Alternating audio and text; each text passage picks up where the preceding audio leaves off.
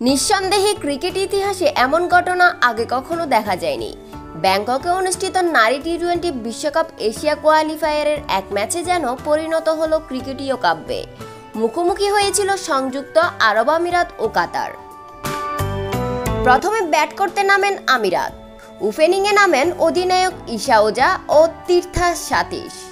তারা শুরুতেই ঝড় তুললেন কাতার বোলারদের উপর। একের পর এক বাউন্ডারি, চক্কার বৃষ্টিতে 14 ওভারে তারা দলীয় সংগ্রহ নিয়ে যান 150-এ। কিন্তু থামার নাম নেই। পরের 2 ওভারে স্কোর দাঁড়ায় 192, কোনো উইকেট না হারিয়ে। এখানে ঘটে নাটকীয়তা। আকাশে জমে উঠেছে মেঘ, হুমকি দিচ্ছে বৃষ্টি। কিন্তু টি-20 ফরম্যাট তো ইনিংস ডিক্লেয়ার করার নিয়ম নেই।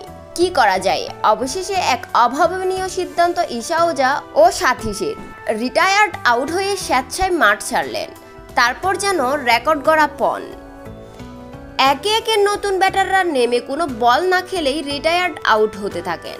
একে একে 10 জন ব্যাটারই এই রিটায়ার্ড আউট। এই অদ্ভুত কৌশলে মাঠ ছাড়লেন। শেষ পর্যন্ত কাতারের সামনে দাঁড়ায় 193 রানের পাহাড় সম লক্ষ্য। তবে ব্যাট হাতে কাতারের যে জবাবটা একেবারেই দুর্বল। 11.1 ওভারে তারা অল আউট হয়ে যায় মাত্র 29 রানে। শুধু ওপেনার জিলফা বানু ছাড়া কেউই পাড়ি দিতে পারেননি 2 অঙ্কে। আমিরাতের স্পিনারদের ঘূর্ণিতে যেন কাতার ব্যাটাররা হারিয়ে যায় ধোঁয়ায়। ক্রিকেট ইতিহাসে এমন কখনো ঘটেনি। এক ইনিংসে 10 ব্যাটার রিটায়ার্ড আউট, আর ম্যাচে 2 দল মিলিয়ে মোট 15টি ডাক। নারী টি-20 ইতিহাসে এটি এখনো পর্যন্ত সর্বোচ্চ ডাকের রেকর্ড। এই যেন শুধু ম্যাচ নয়, ক্রিকেটিয়া নাটক, রোমাঞ্চ, বিস্ময় আর ইতিহাসের ছোঁয়া নিয়ে লেখা এক অনন্য গল্প।